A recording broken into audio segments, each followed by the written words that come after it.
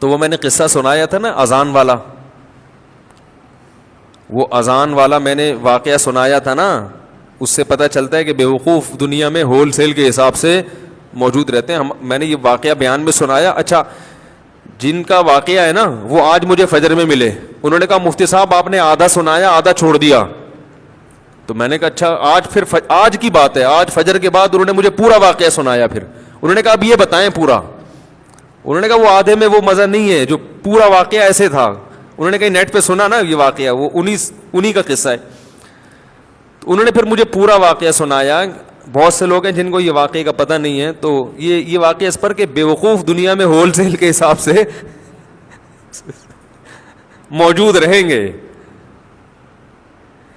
تو وہ کیا ہوا ہے, کہتے ہیں کہ وہ ان کے دوست کی کہیں شادی تھی, تو جو بیوقوف ٹائپ کے لوگ ہوتے ہیں نا ان کو بہت سوالات پوچھنے کا شوق ہوتا ہے کہ نکاح کے بعد کیا ہوگا اور کیا بیگم سے بات چیت کیسے شروع کرنی ہے, کیا وہ پاگل ہوتے ہیں یہ لوگ. تو یہ آ گیا ان کے پاس, ہمارے جو دوست, نام نہیں لوں گا میں, بیٹھے ہوئے ہوں گے یہاں پہ, ایسا نہ دوبارہ پٹیں دولہے کے ابا سے. پھر یہ ایک دفعہ تو پٹ چکے ہیں, دوبارہ نہ پٹیں گئی, زخم تازہ ہو جائے گا نا ان کا. تو وہ دولہا جس کی شادی تھی, رخصتی تھی رات کو, وہ آیا ان کے پاس ایسے پوچھنے پاچھنے کے لیے.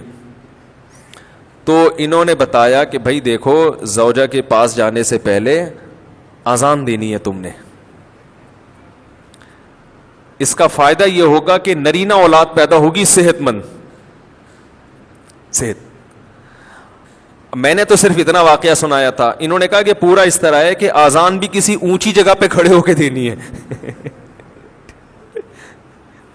اذان کسی اونچی جگہ پہ کھڑے ہو کے دینی ہے, اور جب اذان شروع کر دو تو درمیان میں رکنا نہیں ہے.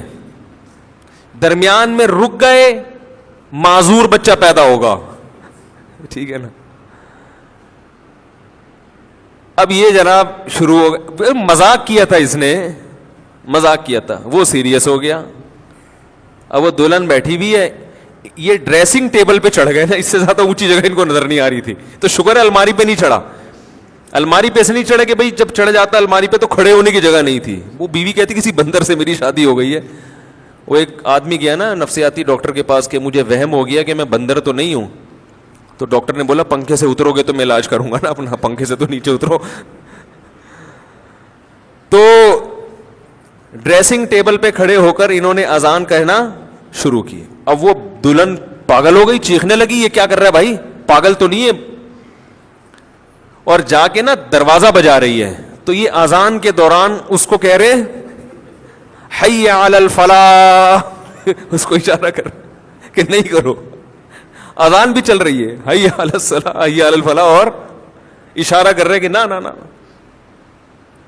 وہ دروازہ کھولا, دولہا کے ابا نے, دلہن کہہ رہی اس کو دیکھو کیا ہو گیا, یہ کون ہے, پاگل ہے. بھاگ گئی, وہ ظاہر ہے بھاگنا ہی تھا اس نے, گھر چلی گئی. تو نفسیاتی پاگل ہے.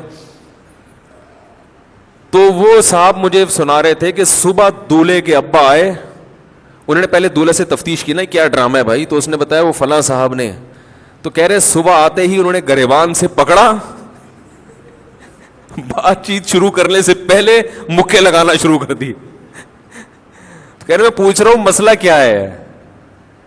انہوں نے کہا یہ میرے بیٹے کو تو نے کیا سکھایا. کہتے ہیں میں نے کہا اس میں خود سینس نہیں ہے کہ جو بھی جو سکھا دے آپ سیکھ لو گے کیا.